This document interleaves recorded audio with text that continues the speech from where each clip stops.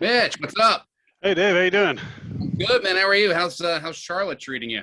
Uh, it's interesting. The weather's kind of up and down. It's like today was like 70 and fantastic, and then that sun started going down, and all of a sudden the temperature started going down with it. So Oh yeah, shoots yeah, right there. Yeah, like I said, my folks are in Greenville, so I kind of got the weather report from them, yeah, and the kind of craziness that you guys have been having in that area lately. yeah. I mean, you see that. Have you seen the meme with like the two hands underwater holding up thumbs? It's like, yeah, Oh yeah, that's totally what we're getting and such. Meanwhile, my folks are back in Dallas. They're going like, yeah. yeah, we're thawing out from Shit, the ice storm. aren't you Um, glad you're not in Texas? No shit. I had another friend that moved out to Arizona and such, and both of us were just like, yeah, we're totally glad we're not there.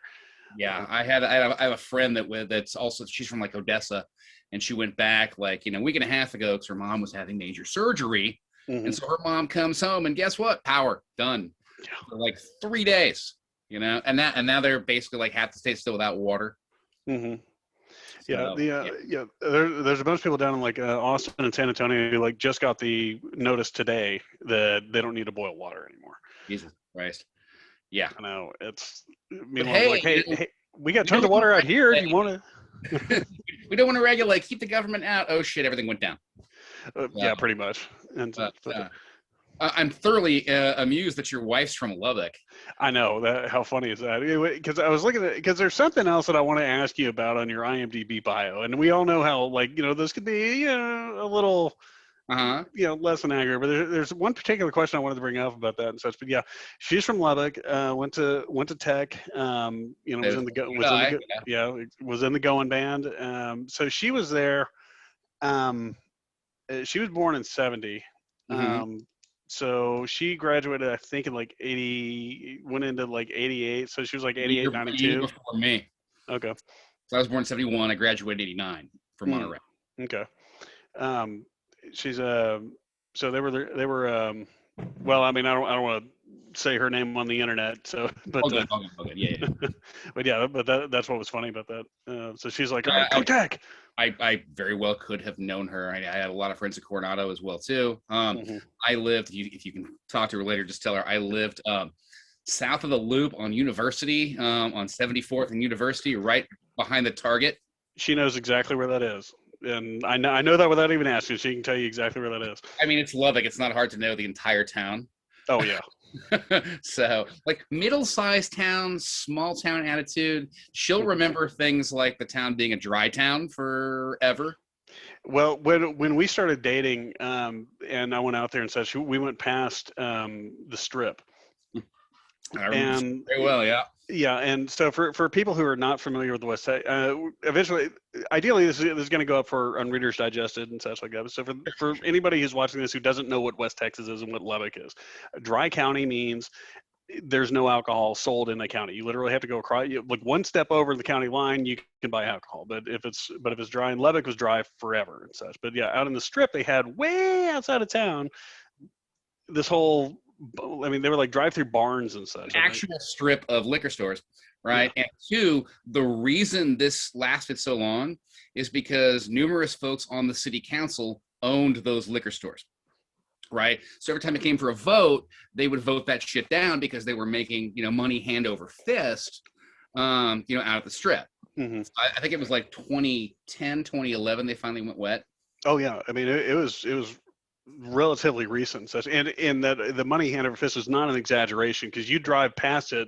I mean, you've got like a two-lane road driving like right past it and such off of like what 87, 84, something, whatever it is, and there's like just a line of cars. Oh, dude, yeah, no, I mean, just it's I vividly recall my father would make like weekly sojourns out to the strip, oh, um, and it's funny. I mean, like Lubbock. Let's just be fair. Like, so much corruption in that town. We literally had, as I recall, like 60 Minutes came out there mhm, back in the late '80s because cops were killing black people, and the coroner there was like writing it up whichever way they wanted. Like the sheriff was actually like the brother of like the main town developer. All these guys were basically just greasing each other's pockets. mhm. So yeah, hell of a town. Glad I don't live there anymore. Yeah, it's developed out. It's an interesting place. And again, we were actually supposed to be out there like 2 weeks ago because my wife was putting up her parents' home for Yeah. sale and doing that Yeah. whole process. So we were like set to fly out, and like on Tuesday we're looking at the weather going, I've got a feeling. Yeah. Just and Yeah. said no, and anyway, but lucked out on that. But let me ask you. Sure. So really, I saw your tweet about Hard Ride to Hell, and I was like, you know what, I'm always up for a good, Mm-hmm. low budget genre film and such, and I enjoyed it. I really did. I enjoyed it. I mean, it's got its hit or misses and such, but I did really enjoy it. It's not perfect, but it's solid. Yeah. Exactly my take on it and such. But I noticed a very special thing on your IMDb, and this is what I wanted to bring up because this is the kind of absolute abject lunacy that just is like my lifeblood and such. Okay. There is a movie out there called Big Ass Spider. Yeah, I'm in it. Yeah. And to you, in the credits, it just says special thanks. I want to know, what were they thanking you for? So that film was directed by a very old friend of mine named Mike Mendez. All right, a guy I've known for probably 15 years now. I've actually written like numerous scripts for him, none of which have gotten made because, well, that's Hollywood, right? And I get a special thanks because I went out. He needed, it's a low budget movie, right? He needed friends to be extras to get chased around by, a CGI, 50-foot tall Black Widow. Right. So I am actually a minute into the movie. I am dead center on screen, running in fear from this giant Black Widow while a guy next to me is on fire, right? And the thing is that we shot that for like a day, and it was basically 12 hours of running the 100-yard dash over and over and over again. So of course Mike gave me a special thanks, since I was an extra, I didn't get like a credit, in the film, but he wanted to give me a shout out. Well, it's worth it because when I saw it, I just started smiling right from the word go. Greg Grunberg shows up and like, you and everybody else is running like crazy and stuff. I'm like, oh, I'm in. You've seen the film. The film's a blast, actually. Oh, it is. It's they shot the whole thing for like less than $300K. Wow. Yeah, it's and considering the number, and what's funny is that's impressive. I'll say that for $300K, that's impressive. Mike can bend a dime, man. He can. He can. Everything is on screen and more. I was a fan of his because I met him. I want to say I met him in like 2006, like right after he had done a film called The Grave Dancers. I'm a big horror guy. We'll have lots of fun talking here. And I was a fan of that film, and he had done a film in the early 2000s called The Convent with Adrienne Barbeau that I loved to death. So I ended up meeting him, and through a series of circumstances, we worked together on a lot of stuff. Some of which is actually still in development. We'll see. But yeah, I've been involved with most everything he's done, like in one way or another. Oh, nice, really nice. But to people watching, Big Ass Spider is actually great. It takes like what could be a shitty asylum movie, with a giant spider, and has a ton of fun with it. And on that note, I want to, and it's funny you bring up the asylum because you've got shoot, hold on, I just had to pull up. Is it Lombardo Boyer? Oh yeah, Lombardo. I love the old friend of mine too. Love him. Okay, so I'm sitting there watching this. I'm like, why the hell did Sharknado suddenly take off and Big Ass Spider didn't? Because at the very heart of that, you've got Greg Grunberg and Lombardo Boyer, just absolutely just bouncing. You got Ray Wise from Twin Peaks in there, and Ray Wise, Claire Kramer. I mean, you got them all of them are just, and I'm guessing, at least I know, or at least I'd heard that Greg and Claire were friends from like the con circuit. Absolutely. And it shows, I mean, when everybody's just kind of got a shorthand. Yeah. So I'm with you too. I mean, the difference between Big Ass Spider and Sharknado is that Big Ass Spider is actually a good movie, right? Whereas, Sharknado was embraced with, the ironic Twitter, sarcastic crowd more than anything else. And it's a shame too. I think it's also because Big Ass Spider was released by a different company and they didn't have as like big of a launch. I know they played South by Southwest initially, and it got like some really good notices from there, but it never got the push, you know, that it needed. And I mean, and that's unfortunately the problem with a lot of Mike's films. I think Mike is a talented director. He did another film with Dolph Lundgren called Don't Kill It that I was actually in a scene that was cut, but I think that's like absolutely fucking marvelous. And that film also just didn't get the push it needed. That's sort of been Mike's journey, I guess, as far as that goes. But we'll see. We have a film that we're developing too that I hope gets out there and that I think could be something kind of like, life-changing for horror fans. Hey, my fingers are crossed, because you can really see when it's just kind of like a combination of like the movement and the energy that somebody can bring to a picture and such, and you can really see that with Big Ass Spider. I mean, as ridiculous as the spider looks, and I think of like broad daylight CGI effects are hard to do. It looks better than anything in the Asylum stuff. And absolutely it does. I mean, you look at like the top shelf $200-300 million mega pictures and such that will do CGI in the daylight and such, and sometimes even then it doesn't look good. It looks rough and such. And so the way I look at it is like, am I convinced this is happening, or is everybody there clearly having fun? And yes, I see that. So I'm in. Yeah, absolutely. No, for a $300,000 giant spider flick, it's you really can't go wrong with this. So. Yeah, plus, which is streaming for free on Amazon Prime right now. I just want to like a free advertisement on that. Fun little side note on that too. It eventually did air on the Sci-Fi Channel, as all these pictures do, right? And for some reason, even though I'm in it for like 1.3 seconds, I'm the main person shown on like the Sci-Fi Channel promo when I'm running through like constantly. So yeah, I've weirdly been recognized for that. Even friends are like, I was expecting more from you, Dave. Basically, yes. I'm like, okay, zenith of Hollywood reached. But yeah, fun movie, totally worth checking out. Absolutely. So let me ask you about Hard Ride to Hell. Sure. And one of the other things I did want to get into is kind of like your writing and what get really drew you to horror in general and such. Because that's one thing that we're going for with at Reader's Digest is kind of like a broad spectrum of like, do you like horror, do you like suspense, do you like whatever and such, and really kind of like humanizing the elements behind it and such. So not necessarily taking the mysticism out of it, but it's like these are your friends and neighbors and they're making a horror movie. You want to come on in. I mean, it's it's a whole family business here. Absolutely. So what was the spark for Hard Ride to Hell? Well, there's the spark for Hard Ride to Hell. You've seen the film, obviously. Yes. It's set in Texas, number one.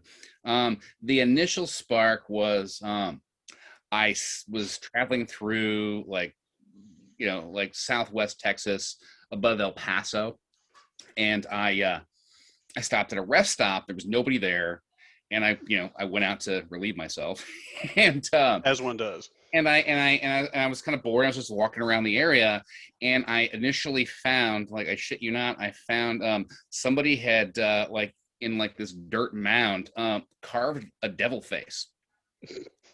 Like just a huge. I mean, it was like 6 feet, across, this face of like the perfect Luciferian devil, right? Mm-hmm. And I just remember thinking, like, I should probably leave. All right, this is a bad thing. So there was that. I mean, if you've seen Hard Ride, if you know horror, there's a film called Race with the Devil that this film does have some things in common with. I was a big fan of that film as well too, which has a similar setup to mine. I was a fan of like occult films in general, and so all this stuff kind of coalesced. At the time when we wrote it, I wrote with a partner.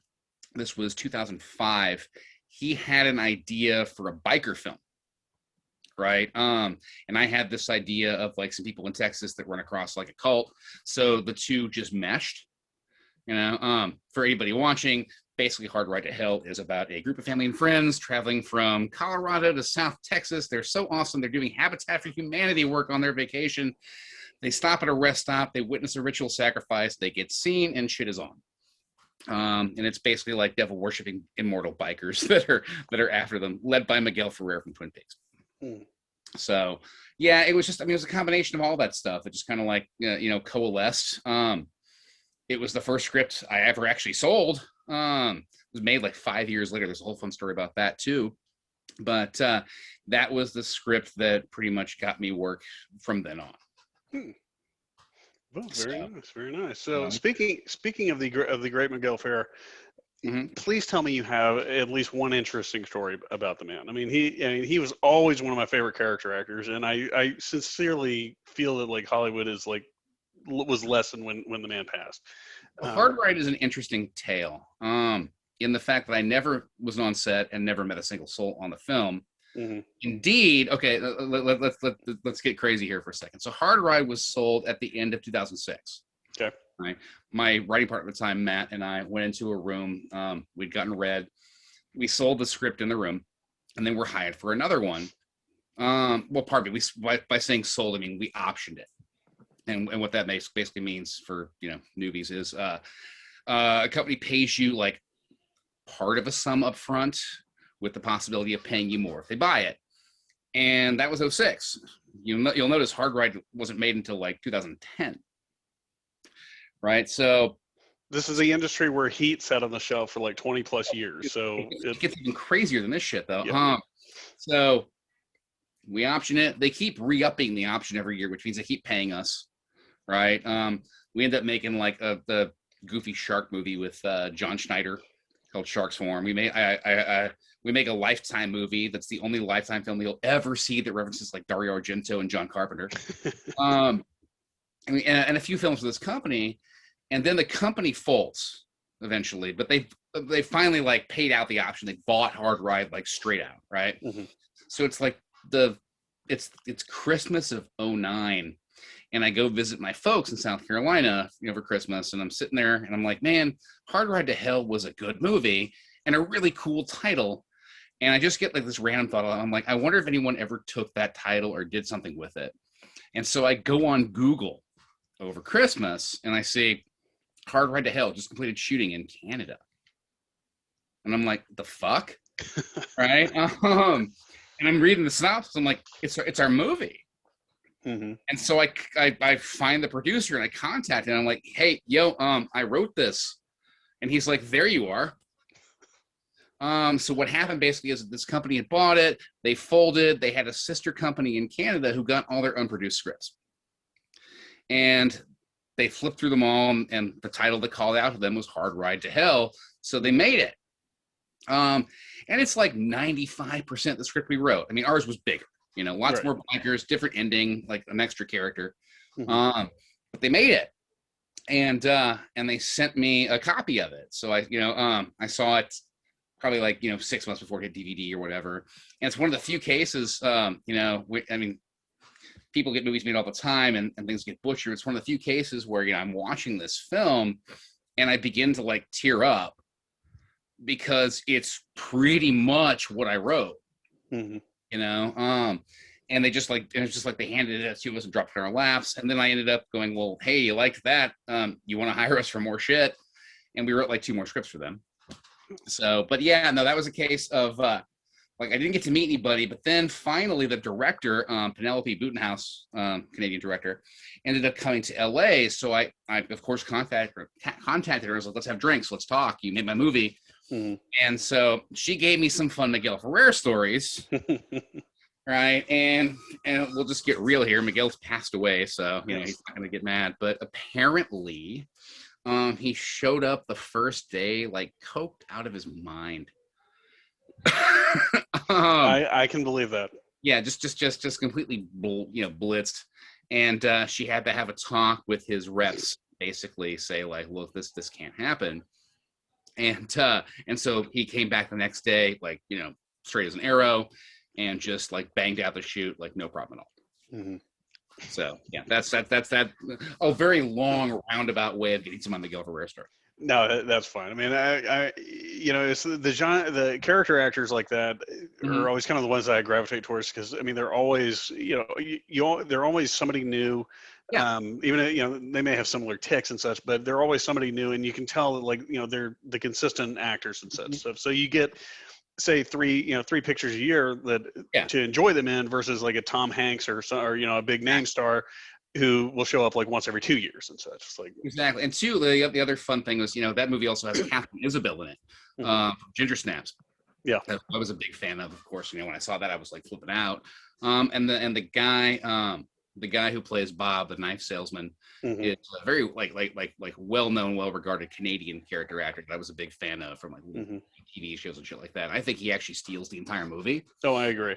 So And it took me a minute with him. I was like, I mean, I can tell he's like he's kind of like straining almost on the accent and such, but it's like once he kind of got into it and such, and everything kind of really started rolling. I'm like, you know what, Bob's awesome. yeah, Bob's cool. Once Bob shows up and starts killing demonic bikers, it's pretty Oh cool. yeah, it's great. It's like hey, I'm a knife salesman. I was like, oh, it's on. This is fantastic. Our whole idea for that was we wanted this like sort of like Dennis Weaver badass character to show up and just kind of save the day because Hmm. and again too we have these kids who are like nice and empathetic, and obviously they get like tortured and a bunch of them are killed, but then he shows up and all of a sudden you're like, oh wait a second, the movie's on now. Hmm. We even named his name is Bob Weaver. It's like Dennis Weaver right there. Fair enough. Fair enough. So then that I do like that. God, man, yeah, that's reminding me. It's like I saw something about Duel the other day on Twitter. I mean, it's both the good and downside of Twitter is like you get a ton of information, but then you keep getting so much information, it's hard Sure. to keep something in the back of your mind. And I saw something about Duel the other day, and I was like, crap, I need to watch that again. Yeah, it's Um, tremendous. I mean, that was definitely like kind of an impetus for that character, mhm. Weaver. And I've seen Duel countless times. Yeah. So yeah, and two, remember he's a traveling salesman, and there you go. Hmm. So it just folded in. Yeah. So what's like what was the was there like a particular genre or like any particular movie that like the bullet to the head moment where it's like, all right, I'm making movies. This is what I'm gonna do. I mean, the biggest thing for me is John Carpenter's Escape from New York. I'm a little kid. I'm watching this, and I see written by John Carpenter, edited by John Carpenter, music by John Carpenter, directed. And I'm like, one guy did all this, Mm-hmm. right? And then I think I caught some interview with him on E, in the early '90s, late '80s, and I was like, this guy's amazing. He's like a normal guy. Having met him now, he's a total normal guy. Mm-hmm. But that, yeah, Carpenter was the guy that really inspired me, made me want to make movies overall. And then like, in the '90s, I stumbled across Elements of Screenwriting. It's a pretty classic book on the subject. Mm-hmm. I wrote some really bad scripts, As we do. Yeah.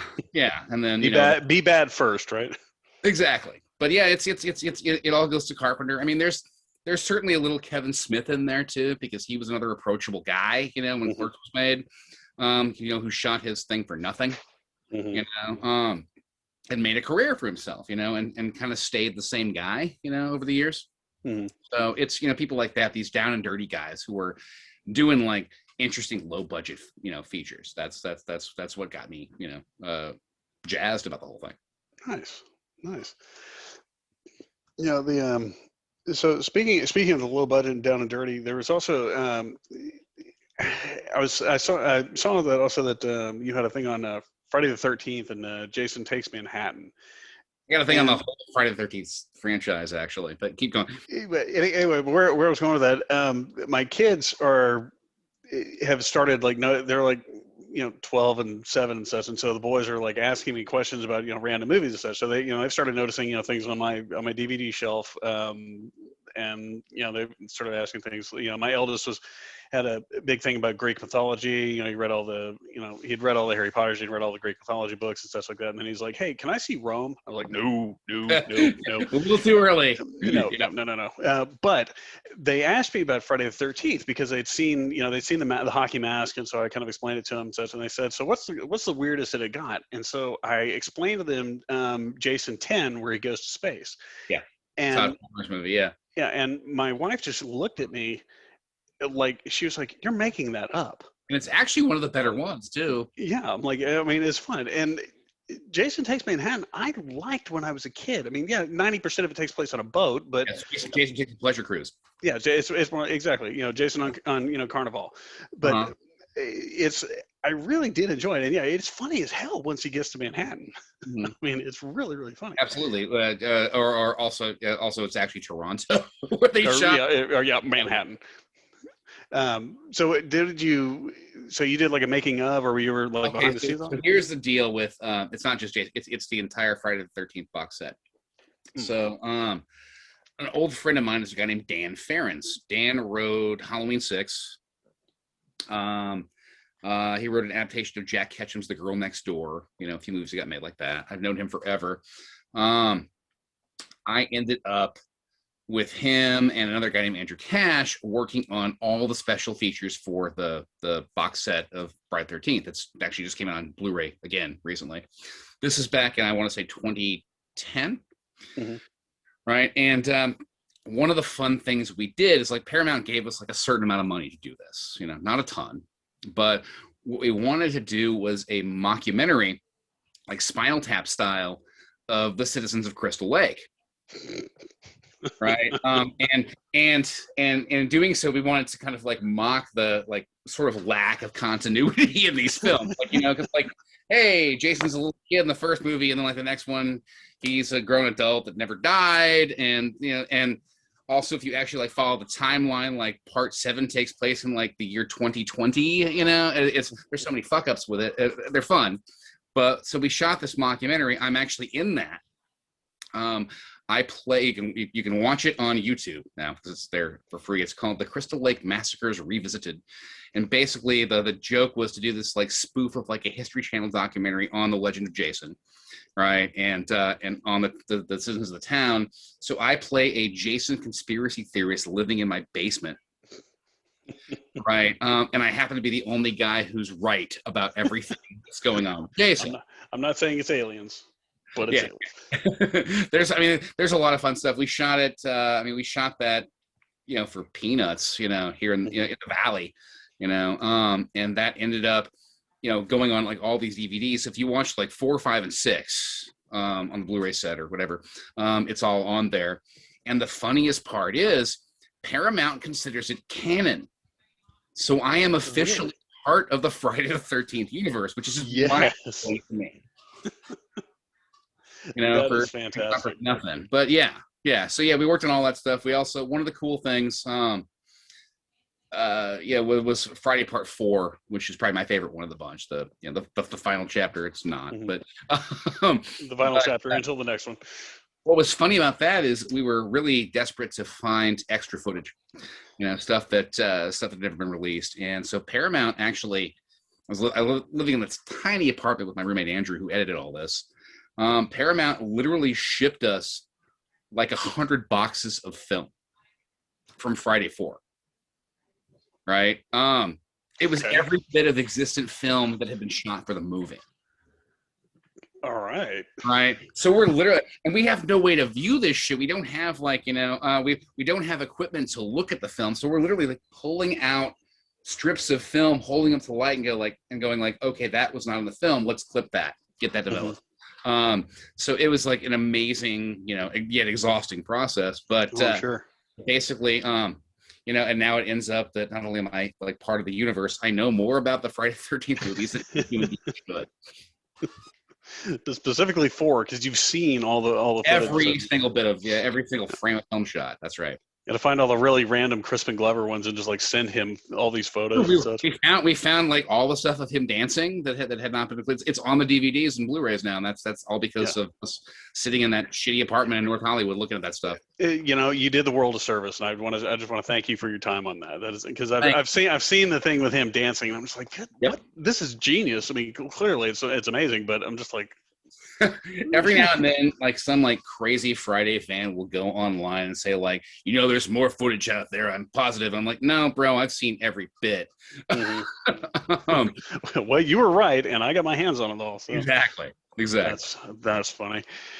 So what is your writing process then? Like, I mean, if you're sitting there, like, do you have like a I know some people, and you know more writers out there than I do and such, with the whole franchise mentality that's going on, out in Hollywood. It's like, why make one movie when you can make 6, but like when you sit down and say, or an idea sparks and such, like what do you do? Like, I mean, I went to Texas Tech, as I mentioned, but I also got my master's at NYU. So I kind of glean my process there. But I do a pretty classic, formula. I sit down initially when I have an idea or when I'm working on an assignment. I've done a lot of those too. I'll just open up initially like a blank document, like on Microsoft Word, and I'll just whatever idea pours through me, I just jot that down all in like a big rush, right? Just to have it down.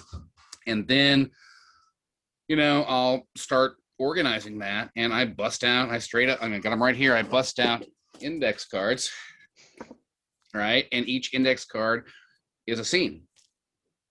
I do one scene per card. I paste those up on the wall.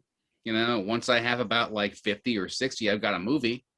That it doesn't happen overnight. It can take a while. Right. But and then what I'll do is I'll take those cards once they're all, and I number them. Put where I'm having kills and things like that in red.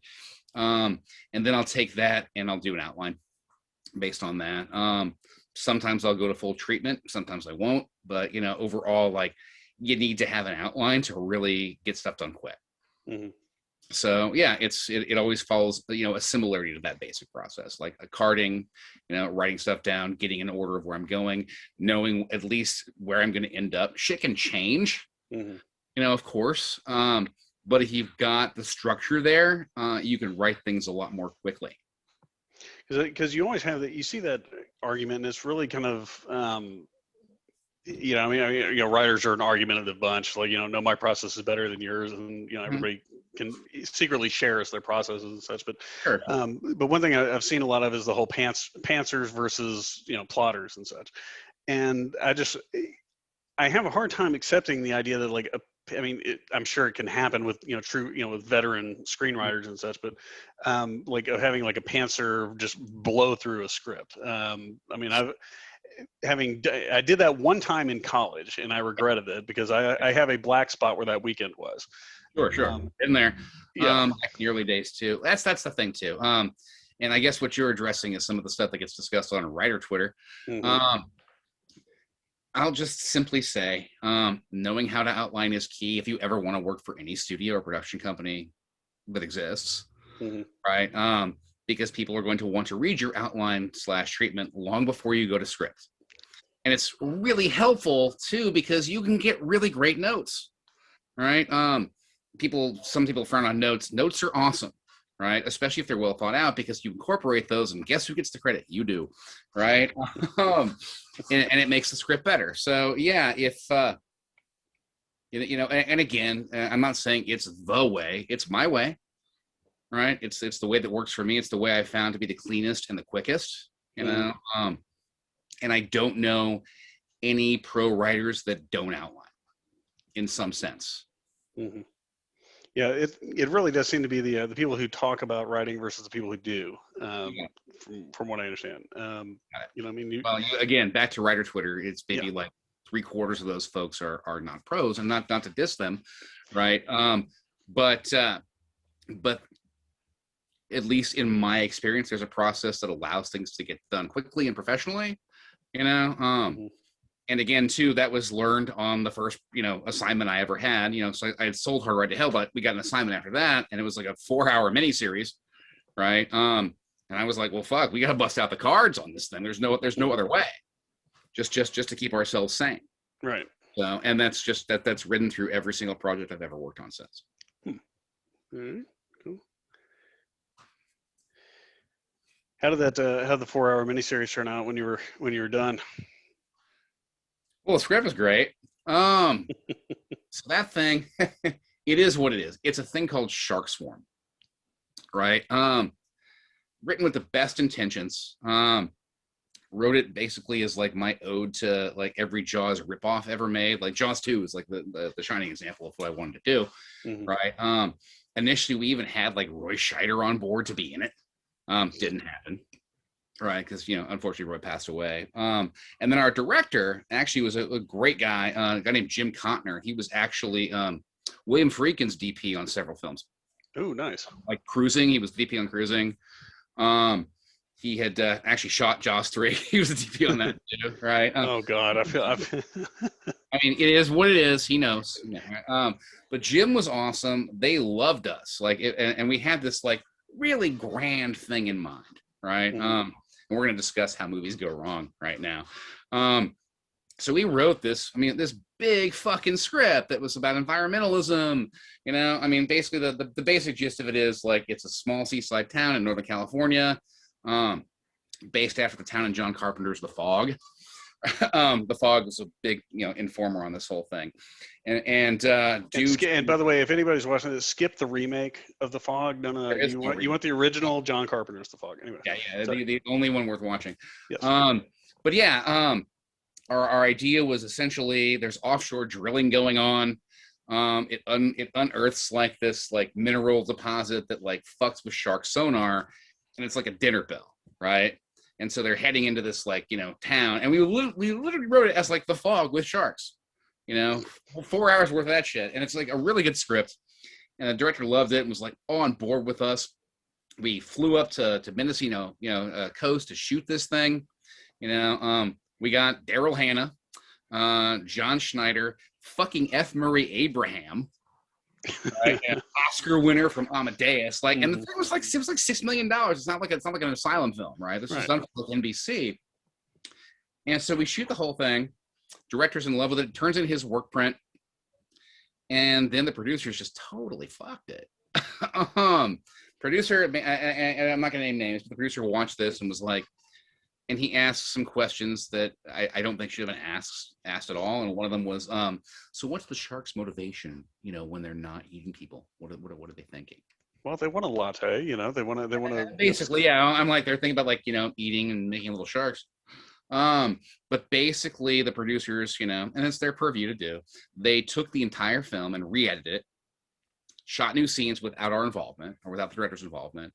So the movie actually begins with literally the last scene of the script, right? And then just random things are inserted that we never wrote. And my thought was always like, why didn't you just approach us? We would have if you had problems, we would have fixed it for you. We would have made something more smooth.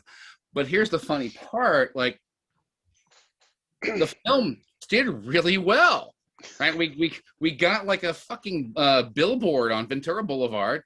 NBC airs it. Then it ends up, weirdly enough, they had a deal with like the Hallmark Channel. It airs on the Hallmark Channel. Now, mind you, there's like 60 kills in this thing, and it becomes their highest rated movie. It's because all the guys, all the husbands and boyfriends are like, you know what? I'll watch Sharkswarm on. Basically, yes. And then like.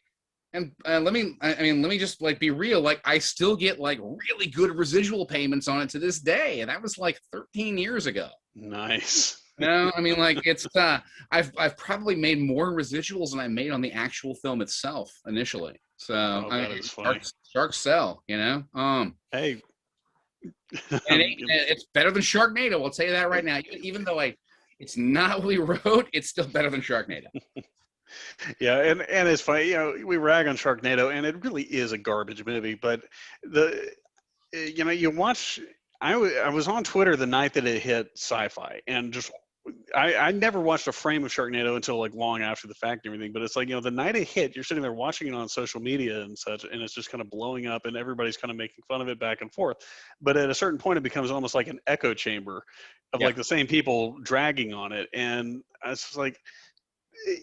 This can be fun. We've all kind of MST3K'd certain movies. I mean, I was in the theater for Street Fighter, and like it was me and my two buddies. We were the only ones in the theater, so we were just like, we were just terrorizing it and such. But I mean, as you've as you've had more experience with things like this, I mean, have you encountered like any kind of like criticism where you're like whether it's fair or not, you're just being an a-hole about it? As far as people criticize my work, yeah, dude, I mean, like, of course, that's the. I go back. There's a great quote by Grant Morrison. He's a comic book writer. A great quote by Grant, and it was, "Hey Grant, do you go on Twitter and like read stuff about yourself?" And he was like, "Well, no, because then I would never get any fucking work done because I'd just be like wanting to kill myself the entire time." Right? You get sure, you get bad reviews, whatever. At the end of the day, I mean, like, I can say to myself, okay, well, cool, the check cashed. Right. Yeah, I kept my lights on, and I got to make a fucking movie.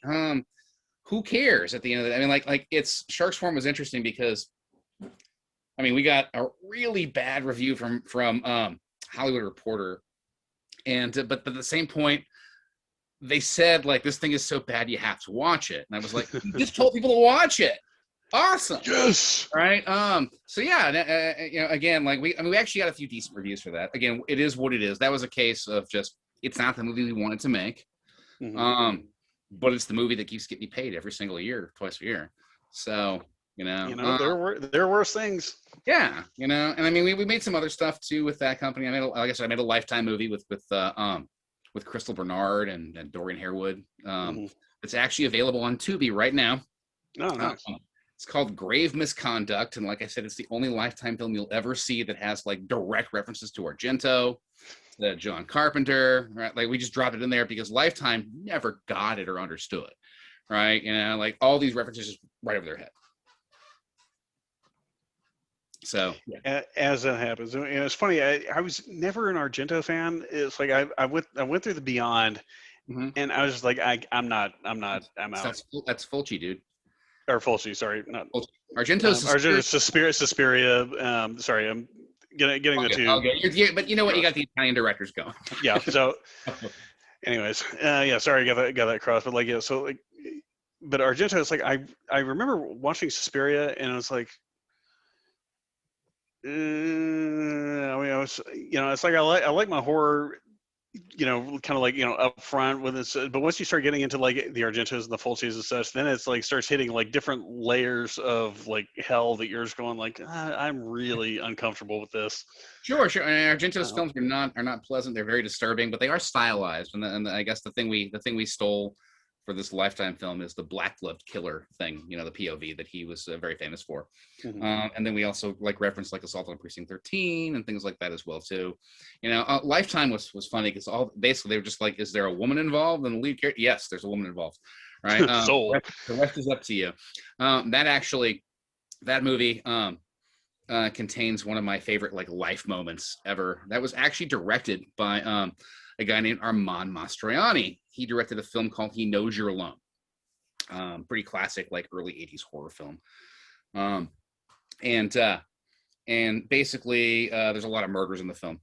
There was a moment in the movie where a woman gets like thrown off a balcony, right? And so we shot that at the Roosevelt Hotel, which is right across from Mann's Chinese Theater, Hollywood Boulevard, like packed, right? So I get invited to set that day, it's Armand's like, please come check out the girl getting thrown off the balcony. And it's Hollywood Boulevard. So they like put sawhorses up, like, and blocked off this section of the street. And of course, every tourist in the world is there. And they're like, holy shit, they're shooting a movie. Right. And so they're lined up behind the sawhorses, like watching this about to go down. And so I'm inside the sawhorses getting ready to see it from outside. And so they toss out this fake body, like, from 10 stories up. And the entire crowd just erupts.